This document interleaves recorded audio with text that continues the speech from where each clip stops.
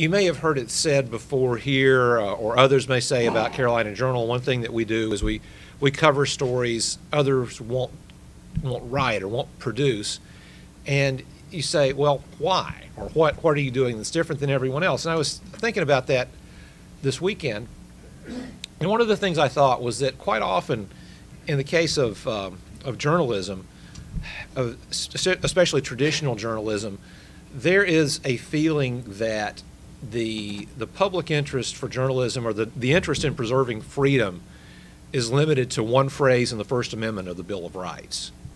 And we have a much broader perspective than that. We think that the entire Constitution, the entire Bill of Rights, is worth defending, and that there is an interest, there's a public interest in the preservation of liberty. There's an interest in this that's not the only interest we cover, and it's not the one that we will cover to the exclusion of other events or other ideas or other issues, but it's something that gets short shrift quite often, I think, in traditional journalism.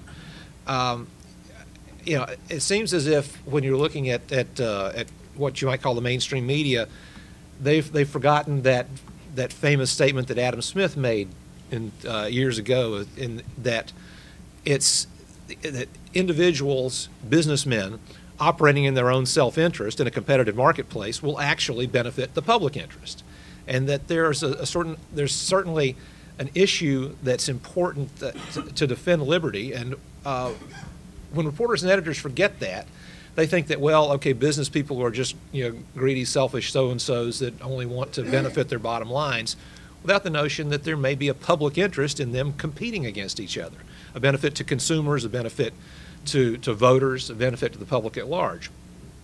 Also, it carries over into other subject matters that we deal with. For instance, school choice. There's a legitimate public interest in the freedom of parents to send kids to alternative schools if they want to, and that's why we cover that issue. There are other stories, if you think about the sort of nanny state stories we do, about occupational licensing, the famous chicken nugget incident down in Hope County. I mean, there is a public interest in making sure that parents have the freedom to pick what kind of food they want to send to school with their kids. And sometimes those issues don't even reach the consciousness of the editors and the reporters who are working for other media organizations. And so we bring that to the table, and that's one of the things that we do differently. We cover entrepreneurship.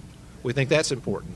And we think property rights are important as well. So we have a broader vision of what we think the public interest is.